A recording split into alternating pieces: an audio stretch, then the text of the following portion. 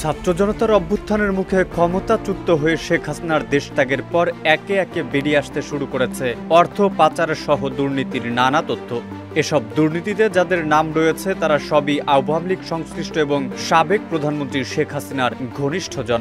সম্প্রতি যুক্তরাজ্যে হাসিনা এবং আওয়ামী লীগ সংশ্লিষ্টদের বিপুল পরিমাণ অর্থের খোঁজ পাওয়া গেছে।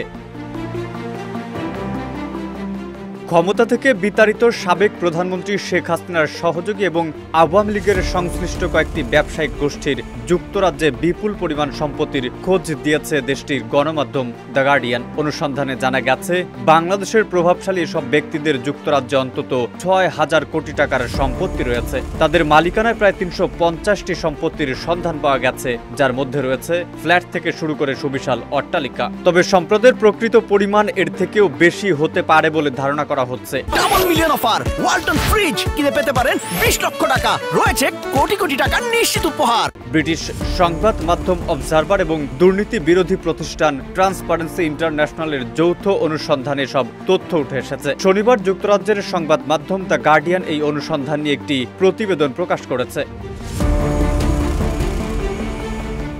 প্রতিবেদনে জানা গেছে বিভিন্ন অফশোর কোম্পানির মাধ্যমে কেনা এই অঢেল সম্পত্তির মালিকদের মধ্যে রয়েছেন সাবেক প্রধানমন্ত্রীর বেসরকারি শিল্প ও বিনিয়োগ বিষয়ক উপদেষ্টা সালমান এফ রহমান, সাবেক ভূমিমন্ত্রী সাইফুজ্জামান চৌধুরী, নাসা গ্রুপের চেয়ারম্যান নজরুল ইসলাম মজুমদার ও তাদের সকলের পরিবারের সদস্যরা। অভিযোগ করা হয় শেখ হাসিনা দেশ ছাড়ার পর নৌপথ দিয়ে পালানোর চেষ্টাকালে গ্রেফতার হন সালমান এফ রহমান। ক্ষমতাচ্যুত সাবেক প্রধানমন্ত্রী শেখ হাসিনার বিনিয়োগ বিষয়ক উপদেষ্টা এবং বিগত সরকারের অন্যতম প্রভাবশালী ব্যক্তি হিসেবে দেখা হতো সালমান এফ রহমানকে। বর্তমানে তার বিরুদ্ধে অপরাধ তদন্ত বিভাগ সিআইডি অর্থ পাচারের অভিযোগ তদন্ত করছে।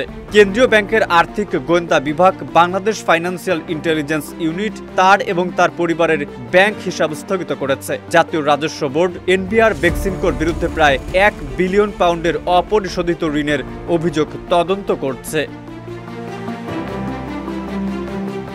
প্রতিবেদনে উল্লেখ করা হয়েছে যুক্তরাজ্যের গ্রোসভেনর স্কয়ারের ৭টি বিলাসবহুল অ্যাপার্টমেন্টের মালিক সালমান পরিবারের সদস্যরা। এর মধ্যে ২০২২ সালের মার্চে ব্রিটিশ ভার্জিন আইসল্যান্ড ভিত্তিক একটি কোম্পানির মাধ্যমে ২৬.৭৫ মিলিয়ন পাউন্ডে একটি অ্যাপার্টমেন্ট কিনেন সালমানের ছেলে আহমেদ শাহিন রহমান।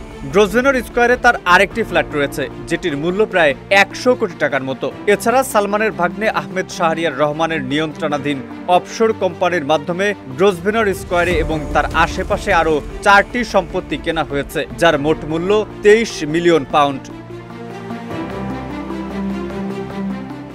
আওয়ামী লীগের আরেক নেতা ও সাবেক ভূমিমন্ত্রী সাইফুজ্জামান চৌধুরী ক্ষমতায় বসে লুটের হাট বসিয়েছিলেন। যুক্তরাজ্যের ল্যান্ড রেজিস্ট্রির তথ্য অনুযায়ী দেশটিতে সাইফুজ্জামান চৌধুরী ও তার পরিবারের ৩০০টির বেশি সম্পদ রয়েছে।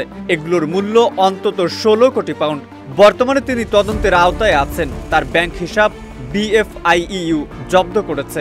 আদালত তার ও তার পরিবারের সদস্যদের অস্থাবর সম্পত্তি বাজেয়াপ্ত করার নির্দেশ দিয়েছে। তার উপর দেশ ত্যাগে নিষেধাজ্ঞা দেওয়া হয়েছে এবং দুর্নীতি দমন কমিশন তার বিরুদ্ধে অনিয়ম ও দুর্নীতির মাধ্যমে কোটি কোটি টাকার অবৈধ সম্পদ অর্জনের অভিযোগের তদন্ত শুরু করেছে। যদিও তিনি দেশ ছেড়েছেন বহু আগেই।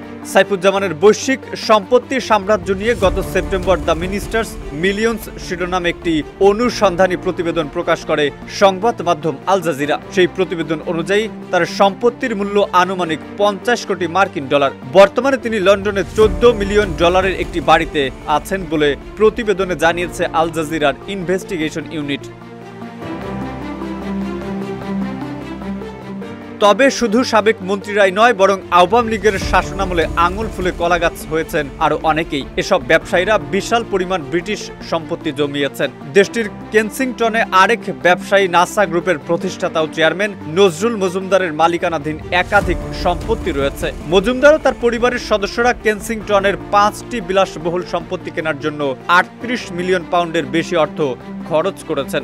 বাস্তবে বাংলাদেশি রাজনীতিবিদ এবং ব্যবসায়ীদের মালিকানাধীন সম্পত্তির পরিমাণ সম্ভবত অনেক বেশি, যা অবজারভারের প্রকাশিত তথ্যের চেয়ে অনেক বড়।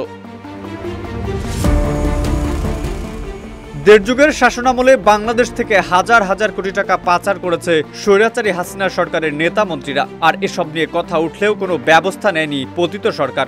আর এই সুযোগে বড় অঙ্কের টাকা পাচার করে দেশের অর্থনীতিকে প্রায় ভঙ্গুর করেছে পতিত সরকার, এমনটাই ধারণা করেন বিশেষজ্ঞরা।